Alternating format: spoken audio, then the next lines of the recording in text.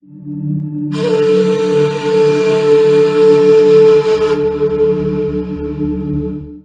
بالله من الشيطان الرجيم. بسم الله الرحمن الرحيم.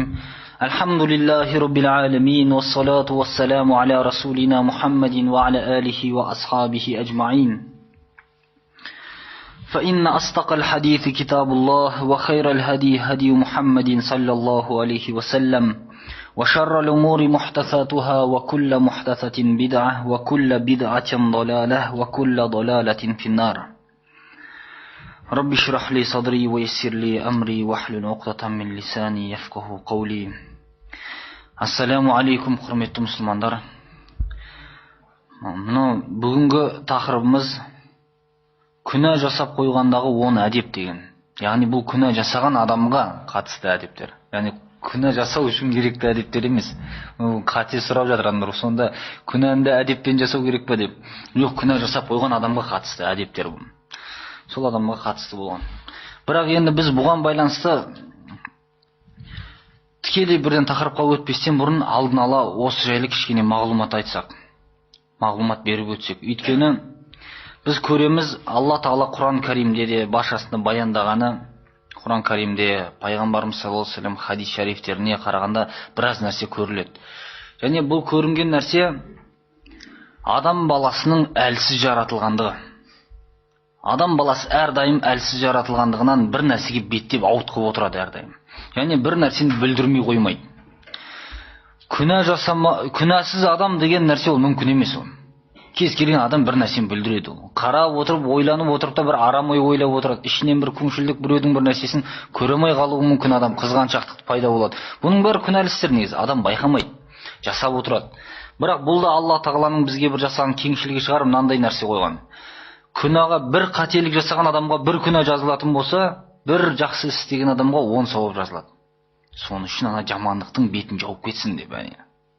Бір сауапты іс. Мысалға біз бір намаздың қаншалықты сауап екенін біле алмаймыз, бірақ бір сауап қаншама күнәні жауып кетеді негізі. Бір намаздың өзі.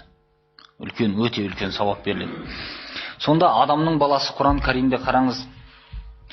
خلق الإنسان هلوعا إذا مسه الشر جزوعا وإذا مسه الخير منوعا.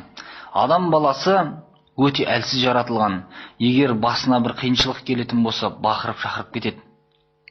Ал қолына бір жақсылық түседі, яғни мал дүние қолына түсетін болса, сараңданып кетеді. Бұл да адамның әлсіздігі және күнәлі істер бұлар. Негізі шын мәнінде қарасаңыз, бірақ аяттың жалғасында илләл мусаллин дейді, әрине, намаз оқушылар бұндай болмайды дейді.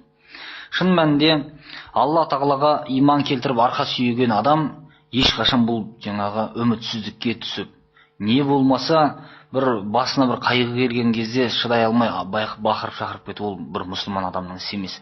Құдайын танитын, өзінен жоғары Құдай бар екенін білген адам, оған иман келтірген, сауап пен күнәнің бар екенін білген адам бұндай нәрсеге бармайды расында. Соның үшін Алла Тағала адамның әлсіздігін жалпылама айтқанда, бірақ мұсылмандар бұндайдан аулақ болатындығын айтқан. Енді біз осыдан көреміз, адам баласы жалпылама алғанда табиғаты өзінің әлсіздігі сол күнәлі істерге бейім болады. Тіпті кішкентай баланың өзі сол ғой. Ана үйде саморын, бір шайнек бір нәрсе тұрса, ыстық, жақындама деген сайын соған қарай жүгіреді тура. Адам табиғаты сол негізінде. Бір нәрсені тыйым салынса, соған қарай жүгіріп отырады. Сол тыйым салынған нәрсе қарай беттеу. Бірақ өзінің нәпсісін тыйып, осы нәрселерден тоқтаған адамдар, онда расында Алланың алдында сауапқа бөленіп, жәннатқа кіретін адамдар осылар болып есептеледі. Енді бұл күнә дегеннің өзінде, күнәнің өзі екіге бөлініп отырады. Күнә деген жалпы Алла Тағаланың әміріне қарсы істелген істер ғой. Соны күнә деп айтады. Біз күнә дейміз, бұл негіз парсы тілінен келген, гүнах деген сөзден келген екен бізге. Күнә деп айтамыз. Аллаға қарсы істелген істерді гүнах дейді екен олар. Біз күнә дейміз. Осы күнәлі істер Аллаға қарсы істелген істер болып, бұлар екіге бөлінеді. Кабаир дейді және сағайыр деп екіге бөлінеді. Кабаир деген үлкен күнәлар, сағайыр деген кіші күнәлар. Біз осыдан білеміз, Құран Кәримнің аяттарында айтылған тікелей тыйым салынған істер үлкен күнәлар, және хадис шарифтерде де сондай. Бұл істерді жасаған адамдар тікелей үлкен күнәһар болады, және бұл істерге тәубе керек болады. Егер адам үлкен күнәні жасағаннан кейін тәубе жасамастан өлетін болса, ол адамды Алла тағала қаласа кешіреді, қаласа азаптайды ол үшін. Ал кіші күнәлар бұл Құранда, хадисте айтылмаған, және үкімі бұл харамның үкіміне жетпейтін кіші күнәларды, бұдан дәрежесі кішілерді кіші күнәлар деп айтады. Бұлар ортада 5 уақыт намаздың оқылуымен, немесе басқа бір жақсы істердің істелуімен жабылып кететін істер бұлар. Құран Кәримде Ниса сүресінің 31 аятында «Ин тажтанибу кабаира ма тунхауна анху нукаффир анкум сайяатикум ва нудхилкум мудхалан карима». Егер сендер тыйым салынған үлкен күнәлардан аулақ болатын болсаңдар, кіші күнәларың барлығын жабамыз да ең рахат орынға кіргіземіз дейді. Яғни жәннатқа кіргіземіз деп отыр. Үлкен күнәдан аулақ болған адамды. Бізде қараңыздар, шариғатымызда күнәлі істен тыю деген кезде ең бірінші үлкен күнәлі істерді айтқан сол көзделіп айтылған негізі. Ал майда кіші нәрселер бұлар адам байқамай кетіп қалады бұл адамның өзінде. Сол нәрселерді Алла Тағала жауап тастаймын деген. Пайғамбарымыз саллаллаху алейхи ва саллям хадис шарифінде айтады: «Ас-салаватул хамс вал джумуату илал джумуати вар рамадан иля рамадан мукаффиратун лима байнаха majtunibаtil кабаир». 5 уақыт намаз, жұма намазынан келесі жұма намазға дейін, рамазаннан рамазанға дейін екеуінің арасындағы нәрселердің баршасы, егер үлкен күнә болмайтын болса, жабылып отырады деген. Мысалы, пайғамбарымыз саллаллаху алейхи ва саллям хадисі бар оны намазға байланысты. Егер біреудің есігінің алдында бір өзен ағып жатқан болса, ол өзенге күніне 5 рет шомылған болса, ода кір қала ма дейді ғой, сонда сахабилер жоқ дейді. Мін 5 уақыт намазы сондай деп айтқан. Бұл бірақ кіші күнәларға қатысты. Үлкен күнәні жаба алмайды намаз. Намаз жауап кетпейді. Намаз кіші күнәларды, жаңағы тікелей тыйым салынған. Бұл үлкен күнәларды пайғамбарымыз саллаллаху алейхи ва саллям хадис шарифтеріне бекіткен әдейі. Бұл тек бұда емес, басқа хадистерде, басқа түрлерде бар. Ижтанибу саб'a мубиқат дейді. Азапқа ұшырататын 7 нәрседен аулақ болыңдар деген. Осы 7 нәрсені айтады. Аширку биллах деген. Біріншісі Аллаға ортақ қосу. Аллаға ортақ қосу енді бұл ең үлкен зұлымдық. Бұдан асқан нәрсе жоқ. Егер адам Аллаға ортақ қосқан болып өліп кететін болса, бұл адамның күнәсі кешірілмейді ешқашан. Өйткені бұл адам Аллаға жала жапқан адам. Алланың ұлы құдіретіне басқа нәрсені Алламен тең деп ұстаған адам. Алла тағала тұрған кезде басқа бір болмашы бір нәрседен жәрдем тілегендер. Аллаханын жайып содан медет сұраған адамдар. Бұлардың күнәсі кешірілмейді. Өйткені Алла тағала тілектілігі лайықты. Алладан тілеу керек еді ол. Ал ол басқа бір нәрседен тілеп жүрсе, басқа нәрседен жәрдем күтіп жүрсе жаңағыдай, немесе бір құдірет деп соған мән беріп жүрген болса, бұның күнәсі ешқашан кешірілмейді. Өйткені Алла тағалаға жала жапқан адам болады бұл адам. Тікелей. Тәубе қылса ол басқа. Оның күнәсі кешіріледі. Біріншісі ширк болса, уассихр деген сиқыр жасау. Сиқырмен айналысу тікелей күпірлік. Адам діннен шығарады негізінде. Бұл нәрсені тәубе қылу керек. Үшіншісі, вақатлу нафсиллати харрамаллаху илля бил хақ. Жазықсыз болған адамды, яғни Алланың харам еткен адамын жазықсыз өлтіру деген сөз. Ешқандай күнәсі жоқ бір адамды барып өлтіру. Бұл ең үлкен күнәлардан бұлдан. Одан кейінгісі, ва аклу малил ятим дейді, жетімнің малын жеу деген.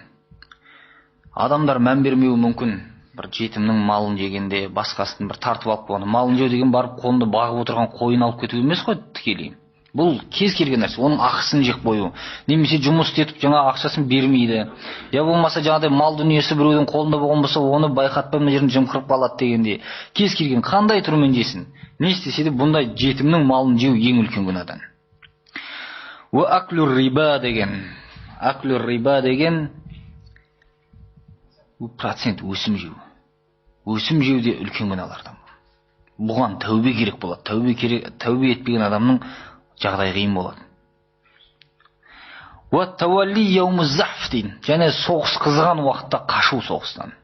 Жалпы соғыстан қашудың өзі негізі үлкен күнәлардан бұл.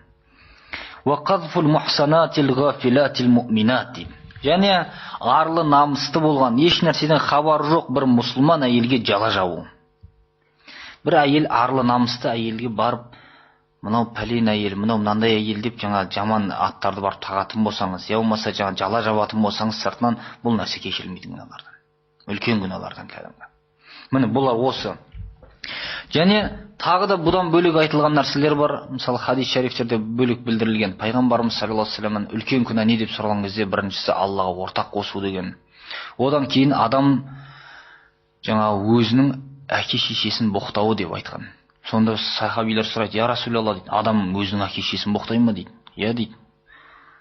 "Фаясуббу абар-раджули ва ясуббу абар-раджули фаясуббу абаху" дейді. Біреудің әкесін барып боқтайсың, ол да сенің әкеңді боқтайды дейді. Оның әкесін боқтайды. Егер ол барып біреудің анасынан боқтайды, бұл бұның анасынан боқтайды дейді. Бұл өзінің анасын өзі боқтау себепкер болып, өзі боқтатқан адам дейді. Бұл да үлкен күнәлардан екен. Біреуді барып аузына келгенін отап айту кәдімгі Алла Тағаланың алдында өте үлкен күнәлардан болып есептеледі. Біз осыдан білеміз, бұл үлкен күнәлар, яғни Құран Кәримдегі ана пұтқа табыну, арақ ішу деген нәрселер көп айтылған ғой.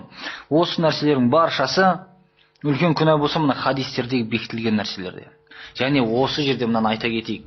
Алла Тағала өзінің дінінде, шариғатта бір нәрсені харам деп немесе халал деп айтуға тыйым салған. Адам Алла Тағаланың бекітпеген нәрсесін харам деп айтуға хақысы жоқ бар. Айтса, ол муштахид ғалымдар бұлар макрух деген дәрежені қояды. Макрух деген тахриман макрух деп айтады кейде. Харамға жақын макрухтерден, жек көрілген істерден, жиіркенішті істерден деп айтады. Бірақ харам деп айта алмайды. Өйткені бұл дін Алланың діні ғой. Алла Тағала барша адал мен арамын бекітіп кеткен. Хадис шарифтерде пайғамбарымыз саллаллаху алейхи вассалам деп айтады: "Инна Аллах Тағала фарада фараида фала tudayyi'uha." Алла Тағала белгілі нәрселерді парыз қылды, оны зая кетірмеңдер деген. Парызды өтеңдер дейді. "Ва хадда худудан фала ta'taduha." Және шек сызып берді, шек қойған дейді. Осы шектен шығып кетпеңдер деген. Және "Ва саката ан ашияин гайра нисяин рахматан бикум." дейді. Ал кейбір нәрселердің үкімін берген жоқ дейді. Ол ұмытқандығынан емес, сендерге деген мейірімінен дейді. "Фала табхасу анха" деген. Ол нәрсені іздеп соңына түспеңдер деген. Қазір көреміз біз қаншама адамдар не нәрсе шығарып жатыр. Коланы былай оқысаң Алла жоқ деген сөз шығады екен, теріс қаратып оқысаң мынандай шығады екен. Оны теріс қаратып оқып не керегі бар оның? Жазылып тұрған мағынасы тікелей ондай мағына жоқ ода. Арабтың жазуы ирек болғаннан кейін былай қаратсаңыз басқаша, былай қаратсаңыз басқаша бір нәрсе шыға береді. Ирек жазуды көрсеңіз арабша бір жазу секілді көріне береді оны. Оны әр нәрсені іздеп соңына түсуін керек емес. Алла Тағала адалды адал деді, арамды арам деп бекітті. Осыны ұстану керек. Міне тақуалық деген де осы болады. ولا تقولوا لما تصف ألسنتكم الكذب هذا حلال وهذا حرام لتفتروا على الله الكذب إن الذين يفترون على الله الكذب لا يفلحون. Сендер тілдеріңнің жалған сипаттауымен мынау адал, мынау арам деп Аллаға жала жаппаңдар деген. Аллаға жала жапқандар құтылмайды деп айтқан. Яғни Алланың арам етпеген нәрсесін арам деп айтуға ешкімнің хақысы жоқ. Соның үшін біз міне осы нәрселерді, Құран Кәримнің, хадистердің бекіткен нәрселерін үлкен күнәлар, харамдар деп бекіткен міне. Тоқтатылған осымен. "Уама кана раббука насия" дейді. Раббың еш нәрсені ұмытып кеткен жоқ деген аят бар Құранда. Тікелей пайғамбарымыз айтады. Раббың еш нәрсені ұмытқан жоқ. Толық баяндады. Дін толық. Қалған нәрселер енді муштахидтер пәтуасын береді бұған. Біз көреміз осы үлкен күнәлар жасаған адамдар расында күнәға әбден белшесінен батқан болады. Бұл адамның тәубесі міндетті түрде керек болады. Тәубе етпеген адамдардың жағдайы қиын. Және осы үлкен күнәларға байланысты да айта кетейік. Адамдар үлкен күнәлі істер жасап жатқан болса, бұл адамды біз барып кәпір деп айта алмаймыз. Кәпір болмайды. Мына білесіздер, Ханафи мазхабының атақты ғалымдарынан болған Абу Джафар ат-Тахауи, имам Тахауидің ақидасы бар білесіздер. Бұл сол кітабында да имам Ағзамның ақидасында да осы нәрсе өтеді. "Вала нукаффиру ахадан мин ахлил қиблати би замбин ма лам ястахиллаху." Біз ешкімді де жасаған күнәсі үшін кәпір деп айтпаймыз деген. Тек қана оны адал деп айтса, ол бөлек нәрсе дейді. Адал деп. Мысалға бір адам арақ ішеді. Арақ ішіп жүрген үшін сіз барып оны кәпірсің деп айта алмайсыз. Ол күнәһар, үлкен күнә, бірақ кәпір болған жоқ әлі. Бірақ ол осы арақты ішуге болады деп айтатын болса, онда кәпір болады. Өйткені Алланың дініне тікелей қарсы шыққан болады. Алла Тағала болмайды деп тұр, бұл болады деп тұр, өзіне адал қылды деген сөз. Бұл Аллаға тікелей қарсы келді деген сөз. Ал ішіп жүр, кейбір адамдарды көресіз, жолда келе жатсаңыз, ішіп алған болса, таныс көріп қалса, бірден кешірім сұрайды кеп. Қалай болды сондай? кешіріңіз дейді. Не болды десең, 100 грамм ішіп алып ем дейді. Ол мойындап тұр негізі өзінікін дұрыс емес екендігін. Бұл адамды сіз кәпір деп айта алмайсыз. Ол өзінікін дұрыс емес екенін ішіп қойғандығын мойындап тұр, менікі дұрыс емес деп. Ал бірақ ол адам ішуге болады осы арақты, сендер не деп жүрсіңдер дейтін болса, онда ол діннен шығады, кәпір болады ол адам. Сол үшін тілге байқау керек. الذين يجتنبون كبائر الإثم والفواحش إلا اللمم деген. Міне Алла Тағала Құран Кәрімде мақтап айтқан мұсылмандар. Мұсылмандар сондай адамдар үлкен күнәлі істерден және арсыздыққа жоламайды деген. Тек қана ләмам, ол бөлек. Ләмам деген кіші күнә деген сөз. Кіші күнәлар адамда кетіп қалады, байқамайды. Тақуалық деген сол үлкен күнәлі істерден қашып жүру деген сөз. Мысалы, зина жасау, арақ ішу, пара беру біреуді, немесе пара алу, немесе жаңағыдай сиқыр жасау, адам өлтіру деген, бұлар өте үлкен күнәлар. Бұларға тәубе қылмаған адамдар жағдай өте қиын болады Алланың алдында. Енді біз осыдан білеміз, адамның табиғаты күнәлі іске құмар негізінде. Немесе біліп істейді, я білмей істейді. Істейді әйтеуір адам, күнәні жасап қояды, байқамайды. Ал енді біз осы нәрсені арасында байқап өтейік, мына нәрсе бар. Адамдардың ең асыл тәжі болған, жол көрсетушісі болған пайғамбарлар бар. Бұл пайғамбарлар күнә жасай ма дейді. Осындай сұраққа, пайғамбарлар негізі күнә жасамайды, бірақ кейбір қателіктер кеткен пайғамбарлардан. Және қателіктер кеткен кезде пайғамбарларды Алла Тағала өзі түзулейтін болған. Соның үшін күнә жасамайды деп айтамыз. Мысалы, бір пайғамбар бір нәрсені жасаса, Алла Тағаланың ризалығына сай деп ойлайды. Немесе бұл күнәлі істе емес деп істеу мүмкін, бірақ ол қате іс болатын болса, Алла Тағала тікелей түзейді бірден, бұлай істе деп бұрмалайды. Біз білеміз, Құран Кәрімде мысалы Адам алейхиссаламның оқиғасы бар. Адам алейхиссаламға тыйым салынған еді. Ағаштың жемістен жеміс жеме деді бір. Тыйым салынған бір жеміс бар еді. Сол жемістен барды да ол жеп қойды. Сөйтті да Алла Тағаланың ісіне қарсы болған болып, бұл жәннаттан шығарылды негізінде.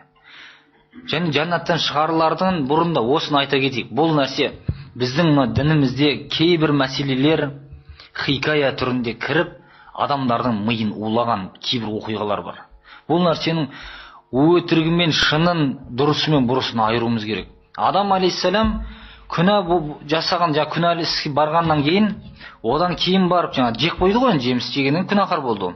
Соның үшін әурет жерлері ашылған еді екеуінің де. Енді осы іске байланысты жер бетіне ол күнәһар болып түскен жоқ еді. Ол әлі түспей тұрып, оның тәубесі қабыл болып қойған еді. Алла Тағаладан үйренген сөздерімен Аллаға жалынды, Алла оның тәубесін қабыл етті деген. Араф сүресінде қандай сөз екенін айтады? Роббана заламна анфусана ва иллам тагфир лана ва тархамна ланакунанна минал хасирин. Ей Алла, біз өзімізге өзіміз зұлымдық жасадық. Егер сен бізді кешірмейтін болсаң, біз онда азапқа ұшыраушылардан боламыз деп дуа қылған. Сен бізді кешір деп бірден тілек тілеген.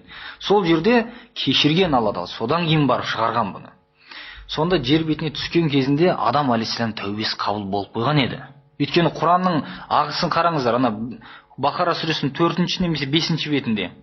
Сол Адам алейхиссалам туралы айтты, бітет тәубесі қабыл болды деп аят бітетті, арғы бетін ашсаңыз, «Құл нахбиту минха жамиа» дейді. Барлығың жер бетіне түсіңдер деп әмір берілген. Одан кейін барып берілген әмір. Яғни жерге түспей тұрып, тәубесі қабыл болып қойған еді. Ал мына христиандарда немесе баптистерде мына не бар, пікір бар.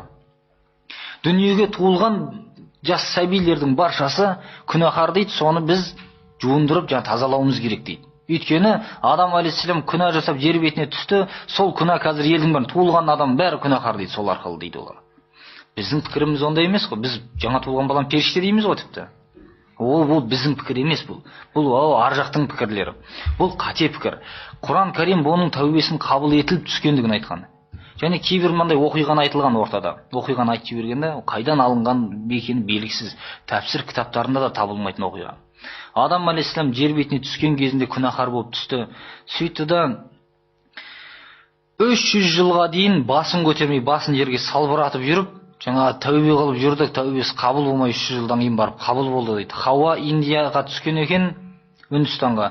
Ал Адам алейхиссалам араб елінде араб жартаралына түскен дейді. Содан екеуі бірін-бірі көрмеген, сөйтіп тәубелері қабыл болғаннан кейін Арафат тауында кездескен дейді. Сол Арафат деген сол жерде танысу деген сөз дейді. Екеуі сол жерде сен кімсің деп бірін-бірі ұмытып қалған дейді. Мен Хауамын дейді, мынау адаммын дейді. Екеуі танысты. Сол жер Арафат деген танысқан орын деп айтады. Бұл хикая бұның бәрі. Бұл өтірік әңгіме. Ондай әңгіме болмаған. Бұны осындай кіргізіп жіберген адам, бұл хикаяны естіген кезде адам кәдімгі жаны кіріп тыңдайды, бірақ бұлар өтірік хикаялар. Рас емес ешқайсысы. Біз пайғамбарымыздың дәуірінде кешегі өмір сүрген сахабалардың өмірі қалай болғанын анығын баяндау қиын болады. Соны әдейі анығы қанығымен баршасын бізге жеткізген ғалымдарымыз. Ал енді Адам алейхиссаламмен қайда оның оқиғасын табу деген? Алла мен пайғамбар білдірмесе, оны тауып алу деген ортадан қалай болғандығы, ол нәрселер қиын нәрсе. Соның үшін біз Құрандағы нақты және хадистерде нақты бекітілгенмен ұстау керек. Сонда бұндай хикаяның өтірік екені ортаға шығады. Яғни оның тәубесі қабыл болып қойып, содан кейін барып екеуі бір жерге түскендігі нақты анықталады. Жер бетінде содан кейін балалы шағалы болғандықтары олардың. Балаларының да қалай не болған оқиғалар баршасы өтеді. Міне көреміз осы жерде Адам алейхиссалам бір қателік жасаған. Яғни оны бірден Алла тағала тәубесін қабыл етті, бірақ жер бетіне сол арқылы түсірген. Бұл тағдырға қатысты тікелей нәрсе еді негізі. Тәпсіршілердің баршасы айтады. Енді бұны қоя тұрайық. Дәуд пайғамбарда мысалы осындай қателік жасағандығы айтылады Құранда. Дәуд пайғамбар үйінде отырған кезінде екі адам кіріп келеді. Кіріп келеді де бірден бұған өздерінің мәселелерін айтады ортадан. Сонда біреу айтады, менің ана жанында бірінші айтады, менің бір қойым бар, мынаның 99 қойы бар дейді. Сөйтеді, мынау менің бір қойымды өзінікіне қос деп жатыр дейді. Осыған не бересің, не айтасыз деген кезде, саған онда зұлымдық жасаған екен бұл дейді. Бірден жауабын айтады. Сонда Дәуд пайғамбардың осы жерде үкім бергенде, енді бұл негізі өз үкім беруге тағайындалған пайғамбар негізі. Я Дауду инна жаалнака халифатан фил арди фахкум байнан наси бил хақ деген. Ей Дауд, біз сені адамдардың арасында халифа қылып тағайындадық, ендеше әділетпен үкім шығар деген. Әділетті үкімді беру әмір етілген. Бұл не істеді? Бірінші мәселесі, бірақ адамның айтқанын тыңдады, екіншісінікін тыңдаған жоқ. Бірден айтты, саған зұлымдық жасаған екен онда дейді. Бірден пәтуа беріп жіберді дейді. Және бұл үйінде отыруының себебі, адамдардың арасына шықпай үйіне құлтап қойып, есігінің алдында отырған кезде секіріп кіріп келген екен кәдімгі екі адам. Мәселелерін айтуға. Сонда сол жерде қараңыз, екі адам секіріп кіріп келген кезінде бұл есігін жауып қойған бірінші қателігі. Екіншісі, бір-ақ адам сөзін тыңдатып пәтуасын беріп жіберген. Соның үшін бұл Алла тағаланың бұны сынап жатқандығын білді де бірден тәубе қылып сәждеге жығылған. Яғни біз көреміз, пайғамбардың да қателескендігі шығады ортадан. Бірақ Алла тағала тарапынан тікелей түзетілген. Юнус пайғамбар да сондай. Юнус деген кезінде пайғамбар өткен білесіздер. Бұны қысқаша айтып отырмын деймін. Юнус пайғамбар бір қауымына, өзінің қауымына жіберіледі. Өзінің заманда өзінің қауымына жіберіледі, пайғамбар болып Алланың дінін уағыздауға. Бұл барады, сөйтеді, қауымын уағыздайды, ары шақырады, бері шақырады Алланың дініне. Ешкім қабылдамайды. Бұл қабылдамай болғаннан кейін ашуланады. Сөйтеді, бұлар қабылдамаса не дейді? Мен мынаны тастап кетсем де, Алла тағала мен рызығымды кесіп тастамайды осы үшін дейді. Сөйтіп тастайды да шығып кетіп қалады. Алла тағала оған әмір берді, ана жаққа дағуат жаса деп. Ол тастайды да шығып кетеді. Сөйтіп шығып кетіп бара жатқан кезінде қайыққа мініп шығады, қайығы жолда боран болып, аударылады дауылдан, сонымен аударылған бойда бұны келіп балық жұтады. Балық кит деп айтылады. Хаут деген негізі кит негізі тікелей. Үлкен балық деп айтылады. Сол кит бұны жұтып қояды келіп. Сонда бұл فَنَادَى فِي الظُّلُمَاتِ أَنْ لَا إِلَهَ إِلَّا أَنْتَ سُبْحَانَكَ إِنِّي كُنْتُ مِنَ الظَّالِمِينَ деген. Қараңғылықта жатып, Алла сенен басқа құдай жоқ. Алла сенен басқа құдай жоқ, сен барлық кемшіліктен тазасың деп, мен өзіме өзім зұлымдық жасадым деп, қараңғылықта жат, дұға қылды дейді. Сонда тәпсіршілер айтады, Юнус пайғамбар негізі өзін балық жұтып қойғанын білген жоқ дейді.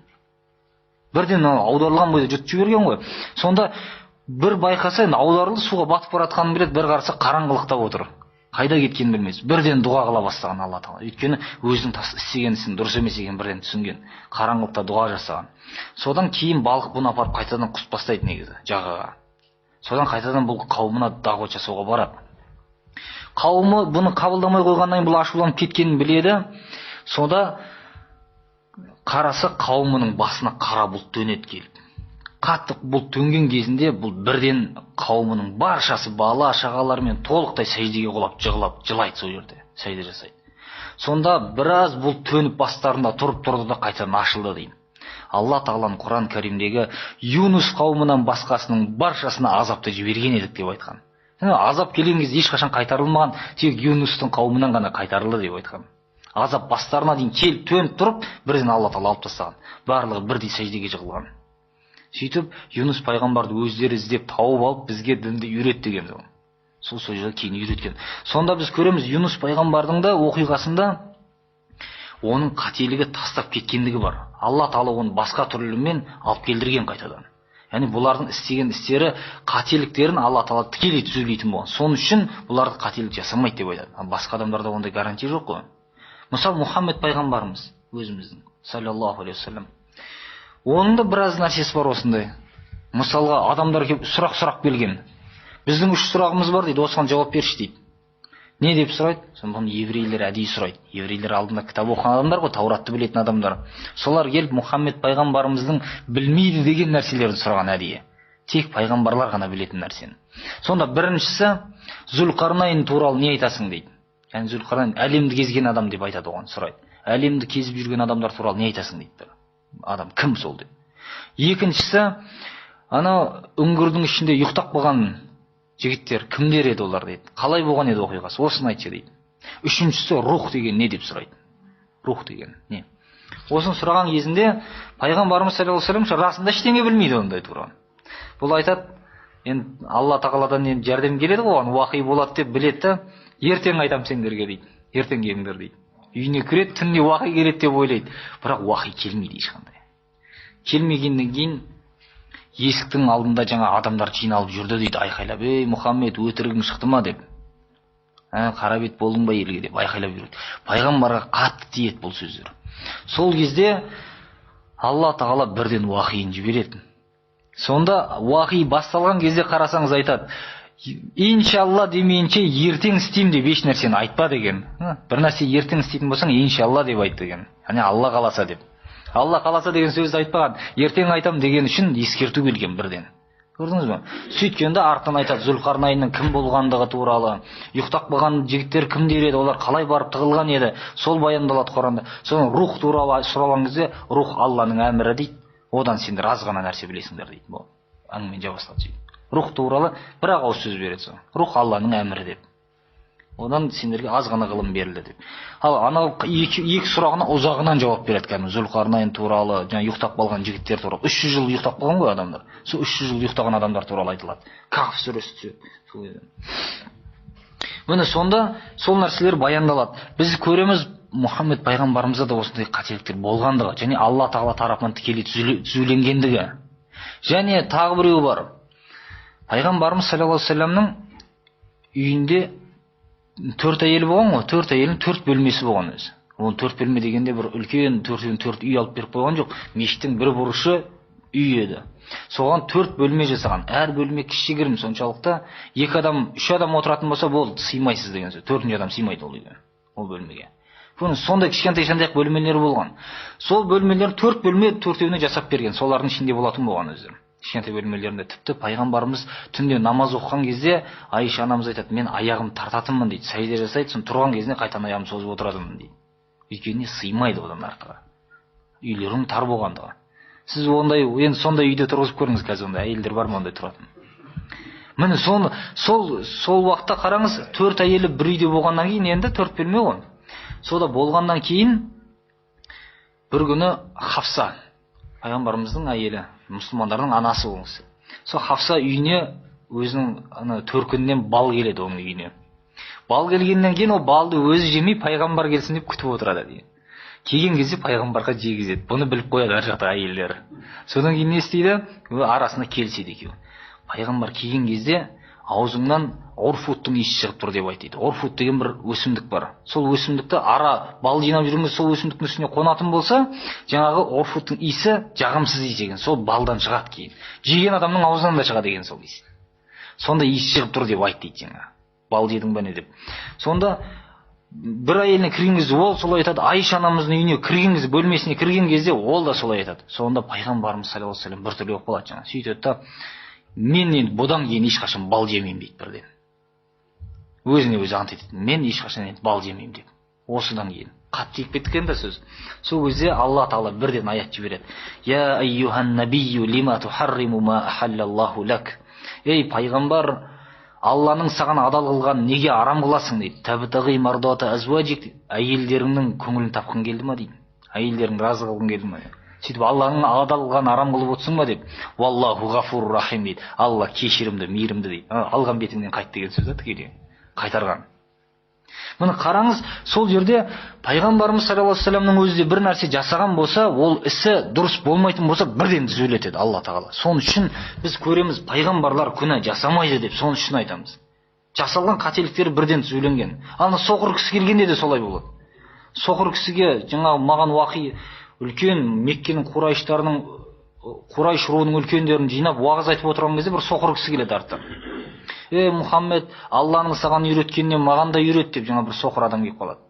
Тура ойлаңыз, үлкен мәжілісте Меккенің беткі ұстар адамдарын ұстап отыр жаңа. Әкімдерімен, басқасымен сөйлесіп отырған кезде келгенде пайғамбарымыз жақтырмайды, беті кішкене жақтырмаған белгі білінген бетінен, түрінен. Кішкене мажырайып тұр жақтырмағанда. Сол уақытта абаса ва тавалла ан жаахул а'ма деп аят келеді. Қасына бір соқырдың келуімен қабағы шытылып бет бұрды деп кәдімгідей аят басталған тікелей. Пайғамбарға ескерту ретінде кәдімгідей келеді. Сонда мына адам іздеп келген адамға үйретпейсің сен дейді. Бірақ мына адамдар тазармаса, олар ештеңе қабылдамаса, саған не зиян одан дейді. Ал пайда қабылдап кетсе саған не пайда одан дейді, иман келтірсе ол. Аят келіп, ал пайғамбар жазғырған қайта. Сонда пайғамбарымыз саллаллаху алейхи вассалам бірден мыналар тастап соқырға үйретті дейді кейін. Сонда тіпті соқырды әрдайым сол Абдулла ибн Умму Мактум деген сахаби атақты. Бұл Умму Мактум келген кезде, ибн Умму Мактум келгенде пайғамбарымыз саллаллаху алейхи вассалам әрдайым тыңдайтын болған. Омардың өзі тыңдайтын болған. Алла Тағала бұл кісі арқылы 7 қабат аспаннан уахи түсірді деп, бұл кісі үшін деп құрметтеп. Сонда қараңыз, ескерту ретінде пайғамбар түзулеген. Біз көреміз енді пайғамбарлардың да бұндай қателіктер болған, бірақ пайғамбарлардың қателіктер бірден түзетіліп отырған, артынша түзетілетін болған. Сол бірден артынша түзетілгендіктен пайғамбарлар күнәлі іске бармайтындығын содан білесіз. Сәл кішігірім қателіктер деп айтылады бұлар. Ал енді басқа адамдарда ондай кепілдік жоқ қой. Біле алмайсыз, ісіңіз дұрыс па, қате ма? Соның үшін істеп жатқан ісіңіз дұрысқа сай болсын, шариғатқа сай болсын, пайғамбардың ісіне сай болсын деп, осы нәрсе арқылы соған сай қылып ұстап отыруымыз керек. Сол уақытта адамның ісі дұрыс болады. Ал қателі, күнәлі іс істеген адам бірден бетінен қайтуы керек. Енді біз осы жерде көреміз, Адам алейхиссаламның жаңағы мысалға мойындауы бірден күнәсін. Бұл не істеді? Алла Тағала бұның күнәсін кешіріп, қайтадан бұрынғы қалпына келтірген. Қараңыз.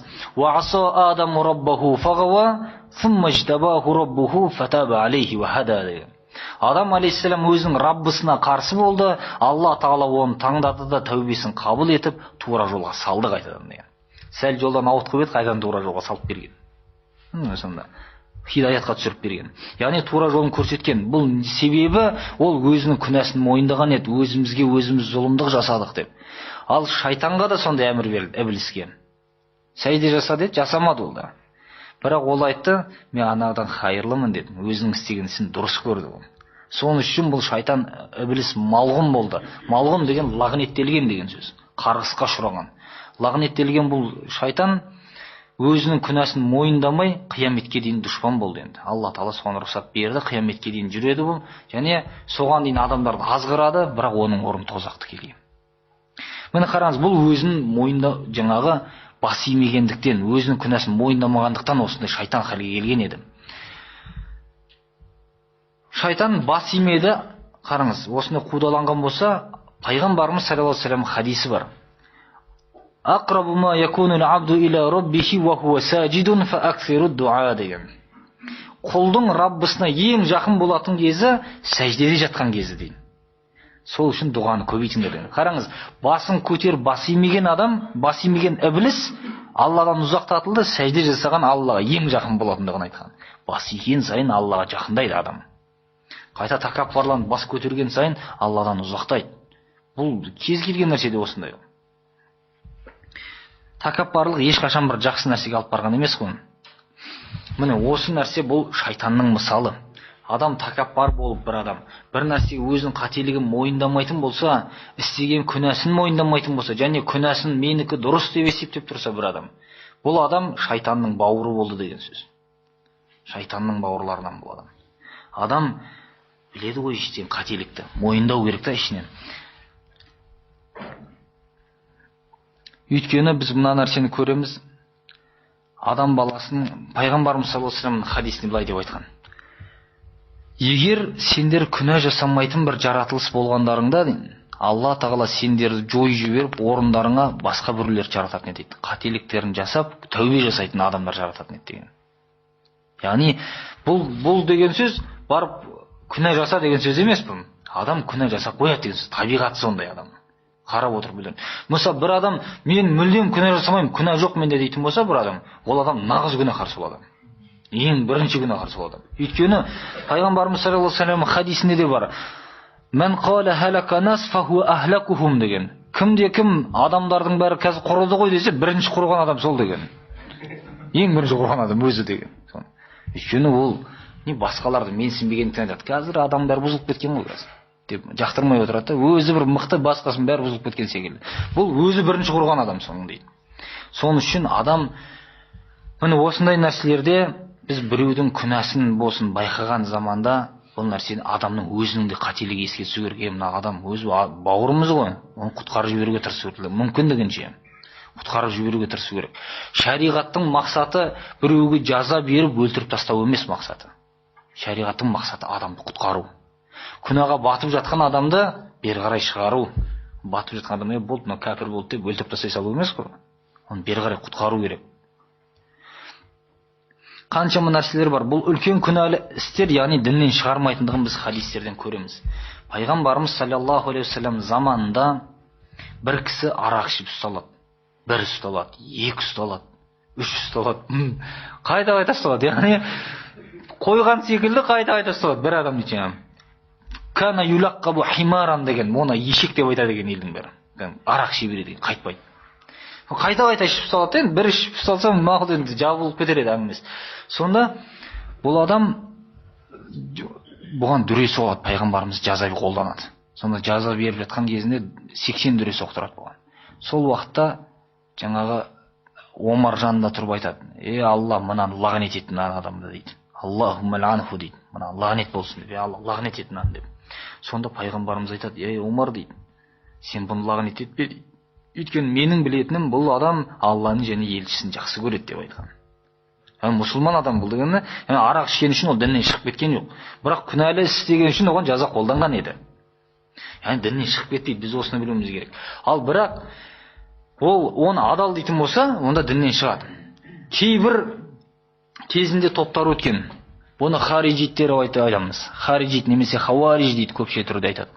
Ол хариджилер күнә жасаған адамның баршасын кәпір деп айтқан. Үлкен күнә болсын, кіші күнә болсын, күнә жасады ма болды кәпір деген олар. Жазасы өлім деп айтқан. Осындай топтар өткен кезінде. Бұны исламның халифалары кәдімгі әскер жинап барып шауып тастаған барлығын бұндай адамдардың. Бір топ болып өздері жиналған, осыны шауып тастаған мемлекеттің әскері бар бұндайлар. Сонда қараңыз, және Муътазили деген ақылға салғыш адамдар өткен. Муътазили мазхабы деп айтылады. Бұлар фирқа негізінде, итиқатта, сенімде бөлініп шыққан адамдар еді. Мұсылмандардың сенімнен бөлек сенімде. Яғни тағдырды мойындамайды. Алла тағала сөйлемейді дейді жаңа. Алла тағала бір нәрсе болмастан бұрын оны біле алмайды дейді. Оның ертең не болатынын білмейтін Құдай бола ма онда? Ол әлсіз деген сөз ғой, ертеңгі күні біле алмайды деген сөз. Майда шүйден нәрсені біле алмайды дейді. Міне сондай нәрселерді қараңыз. Олар сондай сенімге кеткен адамдар еді. Бұл адамдар айтқан: кімде-кім ақыреттің бар екеніне, жәннат пен тозаққа сенетін болса, ол адам күнә жасамайды деген бұлар. Егер күнә жасаған болса, ана жаққа сенбейді деген сөз дейді. Сөйтіп не істейді бұлар? Күнә жасаған адам, егер ол мұсылман болатын болса, мұсылман болған үшін бұл тозаққа кірмейді дейді. Мұсылман адамдарға тозақ харам деген. Кірмейді. Күнә істеген үшін жәннатқа да кірмейді деген. Енді қайда баратса екі ортада қалып кетеді деген бұл. Осындай пікірлер таратқан. Ақыретте екі орта деген нәрсе жоқ. Я тозақ, я жәннат, екеуін біреу. Екеуін біреуіне кіреді. Ал бұлар жаңағыдай үшінші орын шығарғанда екі ортада қалып кетеді деп айтқан. Сондай пікірлер айтқан. Бұның барлығы батыл пікірлер. Міне бұлар не үшін бұл нәрсені шығарған? Үлкен күнә мәселесін шеше алмаған бұлар. Үлкен күнә жасаған адам кәпір деп есептейін десе, мұсылманшылар бар. Мұсылман дейін десе, кәпірдің ісін істеді. Яғни үлкен күнә істеген адамды айтып отыр. Үлкен күнә, мысалға арақ ішті, зина жасады, мысалға. Сондай адамдарды айтқан. Ал енді біз көреміз, шариғат бұларды үлкен күнә деп айтқан. Ахли сунна сенімді үлкен күнә, бірақ діннен шығармайды. Және күнә жасаған адам жасап қойған болса, бұл адам үміт үзбеу керек. Үміт үзудің өзі күпір негізінде. Алла тағаладан үміті жоқ адам бар, ол кәпір деген сөз. Тікелей. Шайтанның бауырларының бірі бұл.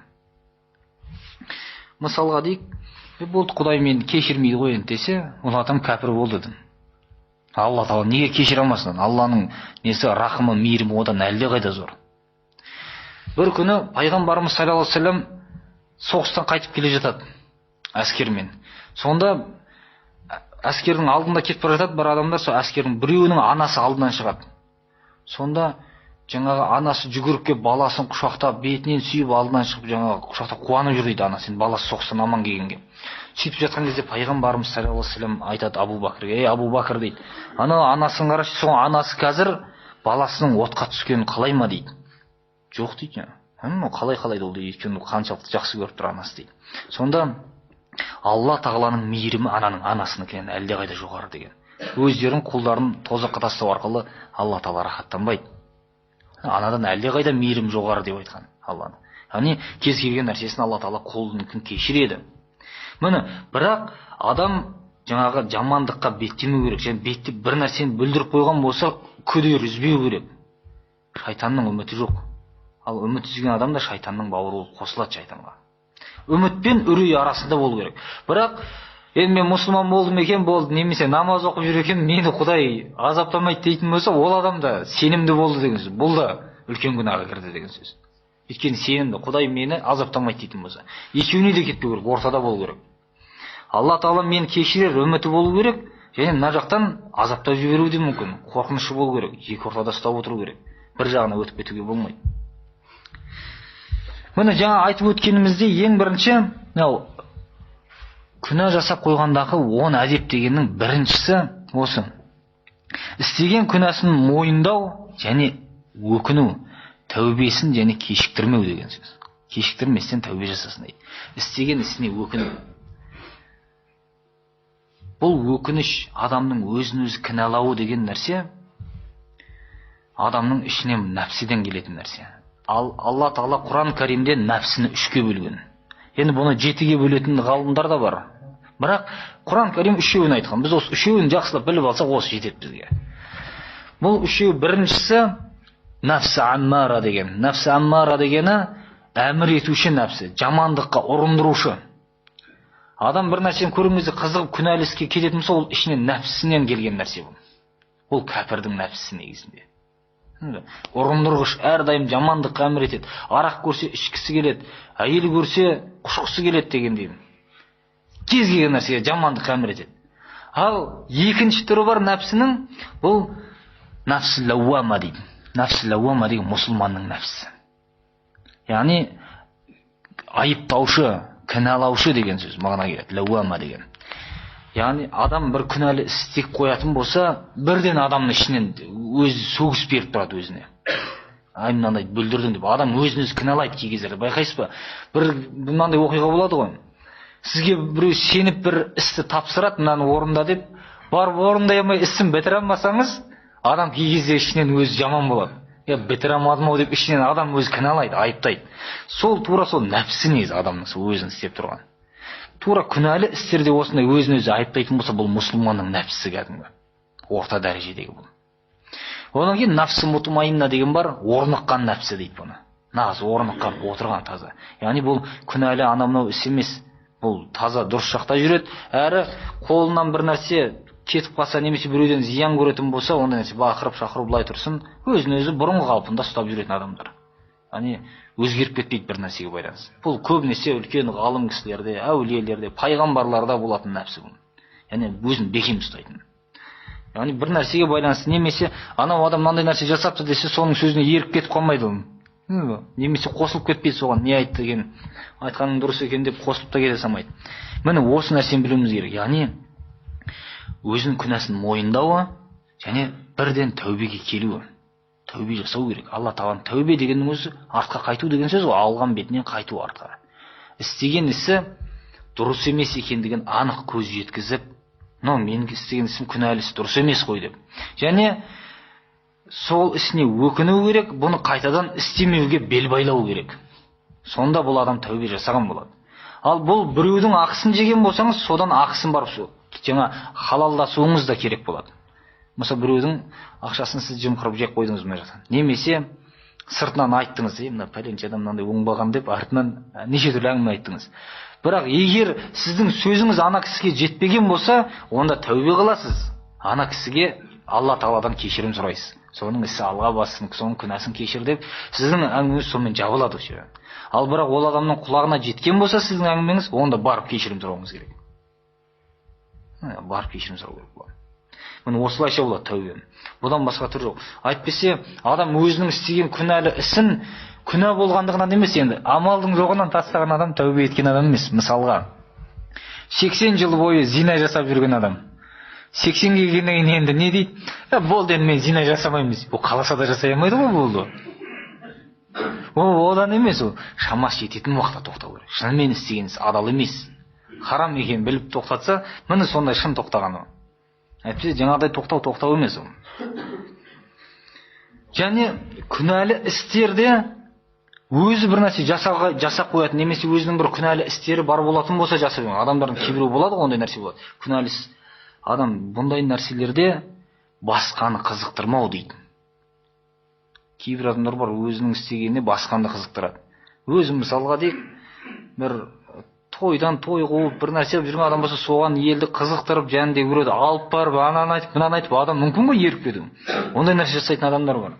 Немесе бір адамды көрген кезде, ой, мен үшін шықпай дейтіндер бар, мен үшін алып қойып, адам ішкізеді. Бұл не? Күнәлі іске адам қызықтыру, тарту сол арқылы. Бұндай нәрседен аулақ болу керек. Үшінші нәрсе, үшінші әдеп дегені, күнәнің күнә екендігін адам мойындауы керек деген. Яғни ақылға салып мойындамай қоймау керек деген. Мысалға бір адам арақ ішіп жүре, мына арағың дұрыс емес қой десе, бұл арағың неге дұрыс емес бұл? Бұл да бидайдан жасалған ғой. Наның да бидайдан жасалды. Несі бар деуі мүмкін, адам ақылға салып өзін салыстырылыр. Бірақ бұл адам бұлай деу арқылы арақты адал деп айтқан болады. Бұл арақ бұлай деп айту, арақ ішкеннен де бетер күнә бұл. Тіпті діннен шығарып жібереді. Керек болса. Ең болмаса айту керек. Ол адам, арақ ішкен адам, енді айыптың менікі дұрыс емес десе болды ғой. Дұрыс айтасыңдар, менікі дұрыс емес десе, бол, оның әңгіме шешілетін еді. Ол күнәсін мойындаған болады, әрі ол діннен де шығып кетпейді, еш нәрсе болмайды оған. Яғни тәубе қылып ертең құтылатын еді. Бірақ адам жаңағыдай нәрсені айтады. Бұл да бидайдан жасалған ғой, несі бар деп, жаңа өзінің күнәсін күнә екендігін мойындамай тұрады адам. Міне бұндай нәрсеге бармау керек деген. Сосын төртінші нәрсе үмітсіздікке түспеу дейді. Жаңа алдында айтып өткенімізде, Құдай мені кешірмейді деген. Құдай мені кешірмейді деген нәрсе жоқ. Алла тағаланың кешірмейтін күнәсі жоқ, баршасын кешіреді. Тек қана мынандай нәрсе бар. Егер мына екі нәрсені нақты деп айтсақ болады. Және үш нәрсе қылды еді, үшіншісінде жабылуы мүмкін еді. Мынандай нәрсе бар. Біріншісі, Алла өзіне ортақ қосқандарды кешірмейді бірінші. Екіншісі, кәпір болып Алланың алдына барғандарды кешірмейді. Ортақ қоспаған болуы мүмкін, бірақ Құдайға сенген жоқ ешқашан. Құдайға сенбейтін күйде барды Алланың алдына. Бұл адамды кешірмейді Алла тағала. Жаннатқа кіргізбейді бұларды. Өйткені бұларға, кәпірлерге жаннат харам етілген. Кәпір адам жаннатқа кіре алмайды. Құдайға сенбей барған адам жаннатқа ешқашан кіре алмайды. Үшіншісі, қарыз деп айтқан. Біреудің ақысымен мойынды бар. Бұнда кешірмейді деп айтқан, бірақ бұны сол жерде Алла тағала ақысын алып береді негізінде. Бұл енді бұлай біраз жабылуы мүмкін емес. Бірақ мына кәпір болғанмен Алла ортақ қосып барғанның күнәсі кешірілмейді. Бірақ бұл дүниеде жүріп күнә жасаған болса, ол қандай ауыр күнәлар жасаған болса да, тәубе жасаған болса, оның күнәсі кешіріледі болды. Оған айтпау керек. Және бізде өзімізде айтпаңыздар ондайды. Мысалы көресіз, кезінде бір адам арақ ішіп жүрген адам еді. Я болмаса шошқа бағып жүрген адам еді. Көрсеңіз намаз оқып жүр екен. Адамдарды көресіз, тиіседі сондай. Сен кеше ғана арақ ішіп жүр едің ғой өзіңде. Осы 5 жыл бұрын бірге ішіп ек қой деп тұрып айтады адамдар. Ананы әдейі абыройын түсіреді намаз оқып жүрген. Мұндай нәрсеге бармау керек адам, тоқтату керек. Ол қайтты ол бетінен. Қул лиллазина кафару иямтаху юғфар лахум ма қад салаф.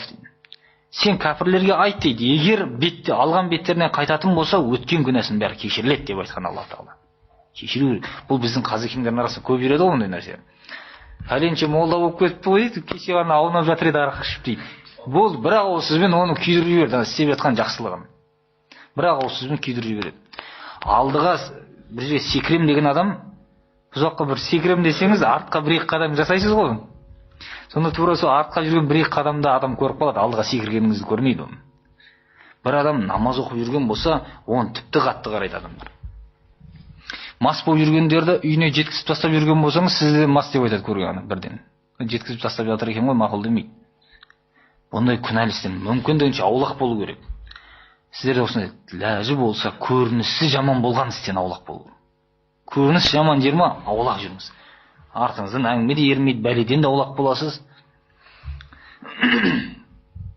Және тағы бір нәрсе, күнәсін айтып мақтанбау дейді. Кейбір адамдар бар, күнәлі істерін айтып мақтанады. Кейбіреулер тіпті бір жер жарып кеткенін, ұрып кеткенін, ұрлап кеткенін айтып мақтанады ғой. Кейін не болды десең, пәленшенің терезесін барып сындырып кеттім деп мақтанады. Бұл не деген сөз? Адам өзінің күнәсін айтып мақтанып жатыр деген сөз. Бұның кейбір адам білмеуі мүмкін еді бұл адам. Мысалға немесе бір нәрсені бұл бүлдірген бір күнәлі істі, Алла Тағала бұны жасырып қойған бұның күнәсін. Сөйткенде күнәсін жасырып қойған өзі барады да ашады. Я болмаса бір адам зина жасаған болса, жасаған зинасын айтып, әйелі де қарап ет қалады, өзі де қарап ет болады. Бұл не? Бірақ соны абырой қылып айтады көресіз. Қанша бұл күнәлі істі абырой қылып айту деген сөз надан адамның ісі кәдімгі. Надан адамдар бар ғой, шектен шыққан. Міне, бұл күнәсін мақтанып айту деген сөз 5-ші еді. Құран Кәримдегі мына нәрсе айтылған аят осыған келеді. Инналлазина юхиббуна ан таши'ал фахишату филлазина аману лахум азабун алимун фид дуния вал ахира ва ма лахум мин насири. Мұсылмандардың арасында арсыздықтың, яғни күнәлі істің жайылуын қалайтын адамдар дейді. Міне олар үшін дүниеде де, ақыретте де азап бар дейді. Ешқандай бұлардың жәрдемшісі жоқ деген. Дүниеде де, ақыретте де бұларға жаза болады, бұларға ешқандай жәрдемші болмайтындығы. Яғни мұсылмандардың арасында күнәлісі жариялау. Тіпті қаншама адамдарды көресіз, әуретті ашатын киімдер бір нәрсе киіп әдейі жүреді. Адамдар мысалға бір жерлерде ондай нәрсемен айналыспайтын адамдар болсын, сол нәрсені әдейі ортаға кіргізу мақсатымен жүреді сондай. Бұндайларға дүниеде де ақыретте де азаптың бар екендігі. Бұндай нәрсені аулақ болсын деген. Және жасап қойған күнәсі болатын болса, адам бұны құпия ұстау керек. Бір нәрсені адам бір бүлдірген болса, ешкім айтпау керек, жасырын. Өзі тәубе қылу керек іште. Алланың алдында ғана мойындау керек ондай нәрсені. Өткенде бір жігіт айтады, сізбен ақылдасайын деп едім дейді. Я десем, жаман бір күнә жасадым дейді. Онда айтпай ақ қой деп. Тәубе қылуында. Сондай ма? Енді анау мойындап тұр өзінің күнә жасаған ше. Бірақ жаман болып келіп тұр кәдімгі тұр. Енді ол білмеймін, мені попқа ұқсатты ма? Орыстар поптарына барып күнәсін кешіртіп кетеді ғой. Анау келіп маған айтайын деп жатыр. Онда айтпа дедім керемет. Жаман бір ауыр күнә жасадым деп еді, айтпай ақ қой онда дедім болды. Аллаға тәубе қылғанда. Сол секілді құпия ұстау керек. Адам кейбіреулер ойлайды, жаңа шынымен бір айтайын, жаңағыдай бір дұрыс жолын көрсете ма деген мақсатпен айтады ғой негізі айтқанда. Бірақ соны айтпай одан Алла Тағала тәубе қылсын, үшін күнәні кешіруші Алла Тағала ғой. Бір нәрсені бүлдірген адам одан Алла Тағаладан, Алланың алдына мойындап, күнәсін Алладан ғана кешірім сұрасын. Ал кім мен күнә жасау деген мен өз еркімде өзім білем дейтін болса, бұл адамға айтқан тозаққа қаншалықты шыдай алатын болсаң, соншалықты күнә жаса деп айтқан болған. Қаншалықты тозақтың отына шыдау деген қайда ол? Бір шиді жағып тұрып, саусағын ұстап көріңіз не болады?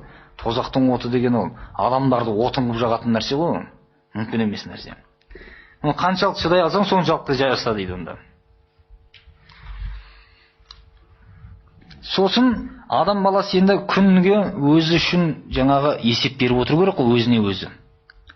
Бүгін деп мысалы түнде жатқан кезде, бүгін Алла ризалығы үшін мен не істедім деген сұрақ. Егер бұндай істі, бұны жасай алмайтын адам, мен бүгін қандай күнә жасап қойдым деп осыны ойлансын деген, оны істей алмаса. Сонда адам күнәлар жасам, күнәсі есіне түсіп, тәубе қылады деген. Бүгін не білдірдім тағы деп, соны еске алсын деген. Сол кезде. 9-шысы, мына кіші күнә екен ғой деп жасай бермеу бассалып. Кіші күнә деген енді жаңа айтып өттік қой, аятта, хадистерде бекітілмеген, шариғатта харам деп бекітілмеген нәрселер, бұлар кіші күнәнің үкіміне кіреді. Яғни бұл нәрселер намаз басқасы жауып отырады ғой, бірақ сол кіші күнә екен деп біле тұра қайта жасай беретін болса, бұл да біраз жиналады ғой, кіші күнә, қашан кіші бола береді. Мына шариғатта ереже бар солмыз. Ла сағирата ма'ал исрар, ва ла кабирата ма'ал истигфар деген. Яғни қайта жасай беру арқылы кіші күнә болмайды дейді онда. Қайта жасай берген кіші күнә болмайды оны. Ал истигфар етіп, Алладан кешірім сұрағанын ол үлкен күнәға жатпайды деген. Яғни ол жасаған болса, Алладан кешірім сұрап бетінен қайтты деген сөз. Және күнәнің нәтижесінен қорқу дейді. Хадис шарифте келеді, имам Бухаридің риwayатында, шын мұсылман адам өзінің жасап қойған күнәсін таудай қылып көреді дейді. Сол таудың түбінде отырып, мына тау басыма құлап кете ме деген секілді қорқынышта болады деген мұсылман адам. Ал пасық адамдар деген, пасық адам деген күнә жасаған кезде қорқпай жасайтын адам деген сөз күнәні. Мен бәрібір күнә басқа еркін жасай береді. Бұндай пасық адамдар жасаған таудай күнәсін мұрнына шыбын қонғандай қылып көреді дейді. Кішкентай шыбындай қылып. Бұл пасық адамның ісі деген. Менсінбеден не болыпты деп, елдің бәрі ішіп жүр ғой арақ. Мен бір стакан ішіп қойыппын, не болыпты деген секілді. Бұл адам мойындамайды деген сөз өзінің. Ол пасық адамның ісі негізі. Соның үшін міне осы 10 әдеп осы еді, соңында айтып өткеніміз. Осы нәрселерді жаңа сақтау керек деген адам. Осы әдеп ретінде күнә жасап қойған адамдар қатысты ғой бұның баршасы. Енді осы нәрселерді адам байқау керек. Жаңағыдай Алла ризалығы үшін не істедім деп өзіне өзі есеп бере алмайтын адам бүгін не білдіріп қойдым деп есеп беру керек өзіне. Соған қарай ойланып тәубе жасау керек. Аш-шайтану ма'ал вахид. Шайтан жалғызбен бірге болады деген. Ва хуа минал итhnайни аб'ад дейді. Ол екі адамнан ұзақ болады шайтан деген. Ман сарратху хасанатуху ва саатху сайyiатуху фа хуа муъмин. Кімді жақсылықтары қуантатын болса, жамандықтары қайғыртатын болса, бұл адам мұсылман деп айтқан. Муъмин адам. Жақсылығыңыз қуантатын болса, көңіліңізді көтеріп, жамандығыңыз сізді қайғыртатын болса, онда таза мұсылмансыз деген сөз. Пайғамбарымыздың хадис шариф. Және тағы осыған байланысты айта кетейік, бұл күнәлі істер тек Алла Тағаланың алдына жаза ретінде ғана қалып кетпейді бұл. Алла Тағаланың оның жазасы бар болған секілді, бұл дүниеде адамның ризық нәсібесінің кесілуіне де себеп болады. Пайғамбарымыз саллаллаху алейхи ва саллям хадис шарифінде айтады: Иннал абда ла юхраму мин ризқихи би замбин юсибуху. Бір адам дейді, бір құл Алла Тағаладан келетін өзіне болған ризықты мына жерден бір күнә жасау арқылы содан махрум қалады дейді. Яғни әр-ризқа дейді. Рызық белгілі мына жерде. Алла Тағала белгілеп тұр болған. Бірақ би замбин юсибуху дейді. Танвинмен келеді. Мына күнә белгісіз. Бір нәрсе құрттыңыз, сол арқылы мына жақтан келмей қалады деген сөз. Адам ойлайды ғой, жаңа бір нәрсені бір ұрлап кетсем, жырлап кетсем, мына жерден осы арқылы дамып кетем деп ойлайды. Бірақ сол ұрлау арқылы Алла Тағаладан келейін деп тұрған жақсылық, ризық нәсібесінен қорғалады деген сөз болады. Ойлайды өзінің пайда көріп жатырмын деп. Бірақ бұл нәрсе адамның ризығына да кедергі болатын нәрселерден, күнәлі істер. Міне осы нәрселерден сақтануымыз керек. Алла Тағала баршаңызға разы болсын. Субханакаллаху ва бихамдика ашхаду ан ла илаха илля анта астағфирука ва атубу илейк.